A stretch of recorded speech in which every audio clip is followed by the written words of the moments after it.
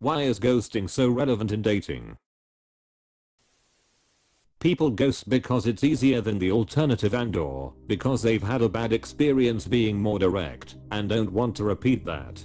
That's it. It sucks. But ghosting isn't going away. Yeah. I had rejected a guy and told him I wasn't interested, and he ended up finding my Facebook profile and sending me threats, saying he's going to hurt me, gonna kill me, calling me horrible names, etc. I blocked him, and he kept making new accounts. He made a total of 6 Facebook's accounts. I tried going to police, but they said there was nothing they could do. I asked what am I supposed to do then to make him stop, and they said hire a private investigator.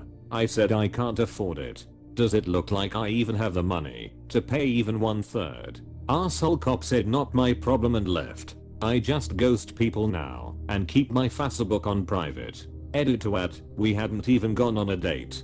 I spoke to the guy for a couple hours and he was extremely persistent in wanting to pick me up at my home at 11 PM in winter when it's pitch dark in his car to a place of his choosing, his place. He didn't like it when I said I would order during the day and meeting up at a coffee place. He got pissed off. That's when I told him I was no longer interested. I think it depends. Women in particular are thought to avoid confrontation. People please and never say no, so having the uncomfortable conversations is much more difficult than just ghost someone. Obviously this is not always the case and sometimes people are just rude and disrespectful. As a woman I have ghosted if I was concerned the man wouldn't take a breakup gracefully. This right here. I've had a few bad experiences like this. Some men really don't handle rejection well.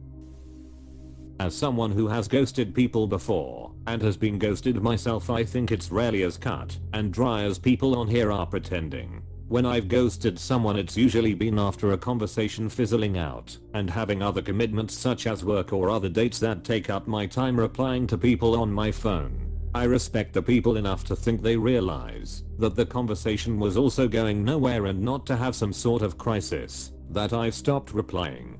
Essentially I don't put too much weight on my digital presence in their life. As for being ghosted myself, it's happened for many different reasons. I usually don't assume it has anything to do with me. For instance, I was ghosted after 2 pretty great dates with a girl who said she was really into me. She got back in contact about 5 months later to explain she had a really hard time mentally and didn't have the capacity to continue speaking to me. That is usually what I assume happens when someone ghosts me. All this being said, I'm a fairly self-confident person and have a very their loss outlook, so take what I'm saying through that prism. TL. Doctor, it's so prevalent in dating because many people, rightfully don't see it as such a big deal. Because it's easy, and people who old like easy. This fits. They're saying they're not interested by ghosting you. Just move on. Right? What law says they have to communicate with words? They can just ignore you because it's the internet, so basic human interaction rules are null and void. We should celebrate what douchebags we get to be with little to no repercussions. What possible repercussions do you think there should be for someone who doesn't want to talk to you? Honestly, a pretty disturbing implication there. It reads very facetious, but I almost totally serious. God bless the internet and the ability it gives us to not have to interact face to face. Last time someone asked why I was taking longer and longer to reply, I replied honestly and pretty tactfully and I got insulted pretty badly and blocked. Lol tbh, it is hard enough to find a decent way to give feedback to someone without being mean just to get insulted. I rather just ghost them from now on. Because people are socialized to avoid confrontation. Don't be triggered by ghosting, just take it as a sign they are not interested and they are politely telling you they are not interested by ghosting. I mean, it's not polite, but I guess it's normal now. Because guys are often rude and degrading towards women who reject them and won't stop pestering us until they get blocked. Most of the times we are just trying to avoid harassment and unpleasant talks. Yup, same reason why guys ghost.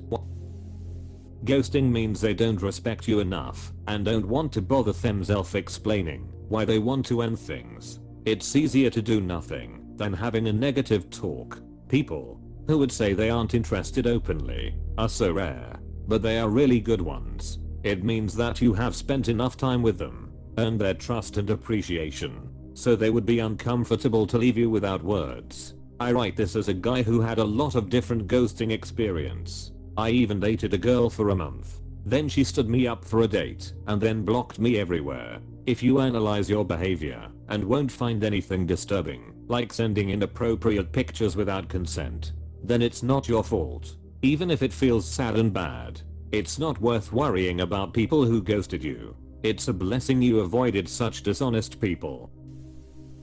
Did you even tell the other person you are dating? Maybe the other person doesn't know you are dating. After one date, or talking/texting for a week with no real deep connection, I agree that they don't owe you anything like an excuse. It is the moral thing, but this world is lacking a lot of that. Ghosting solves a lot of problems for the person doing it. It'll never stop. I get ghosted when I sell stuff on Facebook Marketplace. Same, I was trying to sell one of my pressure washers and I got ghosted. She didn't ghost you. I'm getting pretty busy means I won't be calling you anytime soon. You are creeping her out when you keep calling and questioning her on it. You call someone once, maybe twice for another date, and then you let it go. This is dating. You meet people, get to know them, and if you don't like them, you don't see them again. This is how it's going to be until it's not, when you date someone and just keep dating them. Emotional immaturity. Happy cake day. Thanks Yahoo. If you've not been on a date and have only texted, ghosting isn't an issue. You are owed nothing from them and vice versa. If you've actually been on a date or talked on the phone, then it's shitty. However, if you feel the person will not take the rejection well and could in fact get hostile, then by all means ghost them. Full scorched earth approach. But in situations like this, be sure to not have given them any private or professional info. Speaking from experience. People you go on dates with don't owe you an answer. It didn't work, and you need to find your own closure and move on. I can list a series of reasons why. 1. She's afraid of confrontation. 2. Found another F-boy. 3. Realized she's not into guys. Be curious. 4. You were a bad lay. 5. Simply not interested in forging a serious relationship. 6. Suspected that you were seeing someone else. To be honest, it's really not worth wasting your time and energy guessing, because you'll never know for sure. What you do know is that it's over and to move on with your life. If they moved on, that kinda defeats the purpose of seeking closure, don't you think? Look at the comments. People making their excuses for it. It's become a trend because it's easy and people like things easy. Women are afraid on confrontation and retaliation, and according to studies 1 in 3 women go on dates for free food. Or maybe it's because some men go from 0 to 100 when told no. That's why I said women are afraid of confrontation and retaliation. Do you not know the definition of retaliation? Yes, I do actually. I just woke up and misread it. Looks like you have a ton of answers here, but if you're being ghosted and want to close the loop, no shame in a double text something like, if you're no longer interested, I'd understand.